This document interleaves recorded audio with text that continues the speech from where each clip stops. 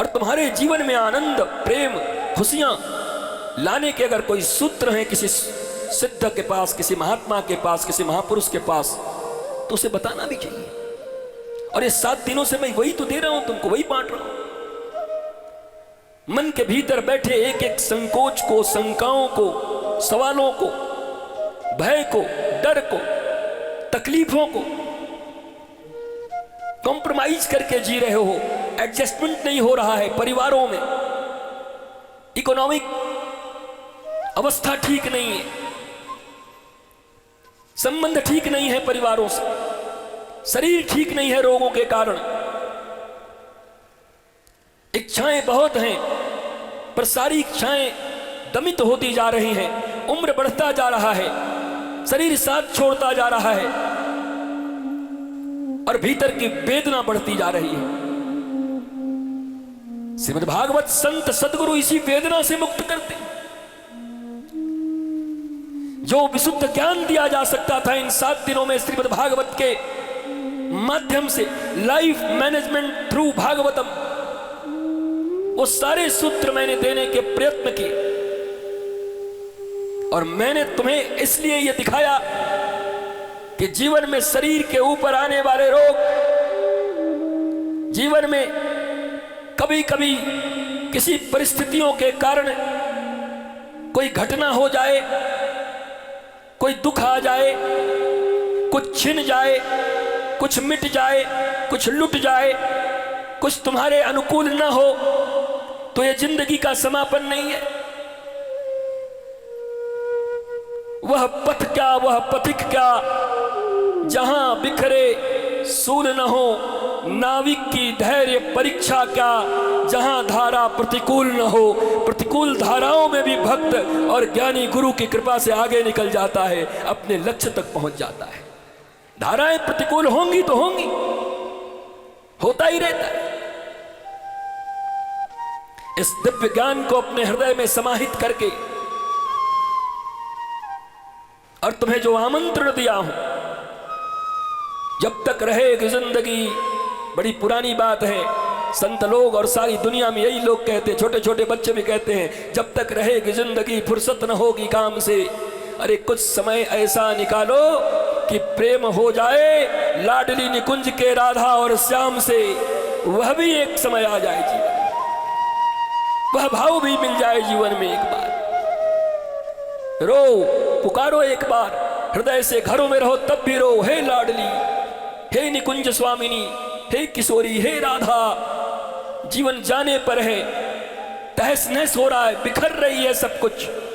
हे किशोरी, इतनी तो कृपा करो, अपनी गोद में एक बार तो आने का अवसर दो। हे लाडली, हे महारानी, तुम्हारे ही निकुंज में आकर के एक दीपक तो तुम्हें जला पाऊं, ऐसा तो सामर्थ्य दो मां, एक बार तो अपने बच्चे को बुलाओ। ऐसा करके जब व्यथित होकर के पुकारोगे तो राधा रानी सारी व्यवस्थाएं बना देगी। महाराज ठाकुरानी है, जहां राधा है, जिसके जीवन में राधा है उसके जीवन में नहीं कोई बाधा है। बाधा रहेगी या राधा रहेगी, या तो राधा को रख लो या बाधा को रख लो। और बाधाओं को मिटाने आए हैं, राधा को स्थापित करने आए हैं अपने हृदय में, राधा रानी को। पर प्रार्थना सच्ची करना, अकेले में की गई प्रार्थना ठाकुर जी बहुत जल्द सुनते हैं। एकांत रोते हुए आंखों से, हे किशोरी, हे लाडली, क्या कभी आपके निकुंज में आकर उस रज पे, यमुना जी के पुलिन पर, रज पर चलते हुए बंसी बिहारी बिहारिणी जो झूले में विराज रहे हैं, क्या उनको हम भी झूला झूला पाएंगे वृंदावन में? हमारे यहाँ ठाकुर जी एक हैं बंसी बिहारी बिहारिणी महाराज।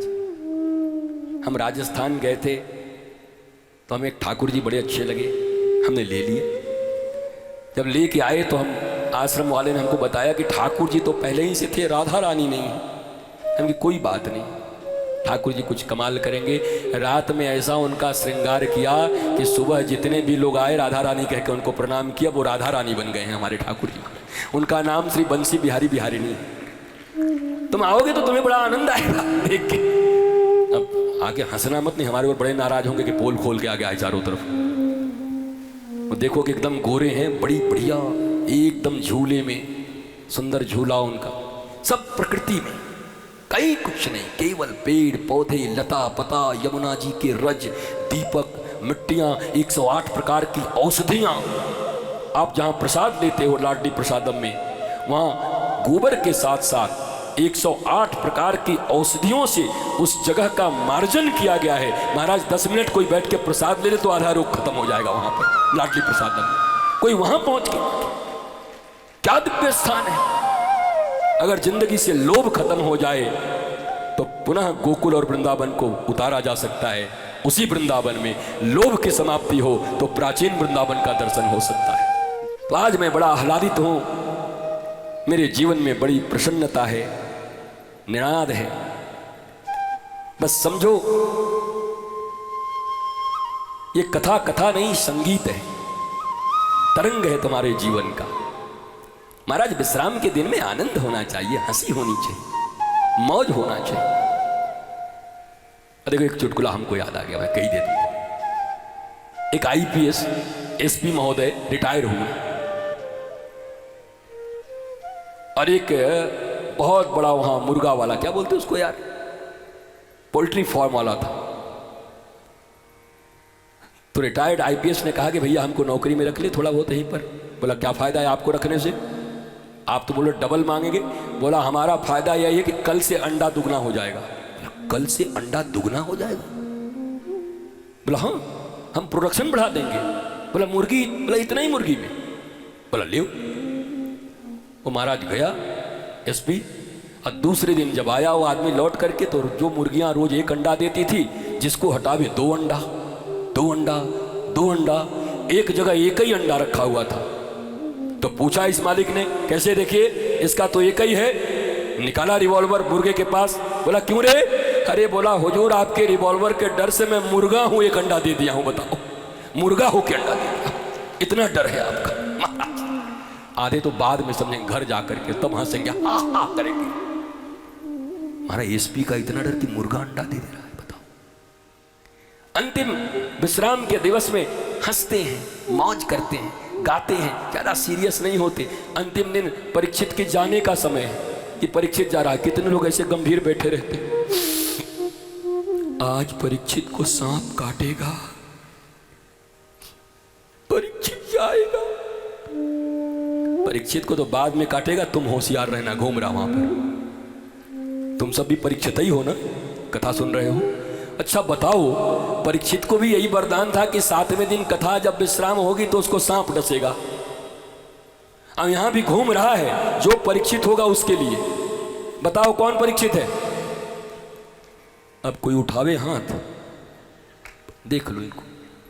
कल ही कहते परीक्षित भगवान है, डर के मारे नहीं उठा रहे कि काट न दे। अरे कुछ नहीं होगा, सावधान रहा करिए, मौज में रहा करिए।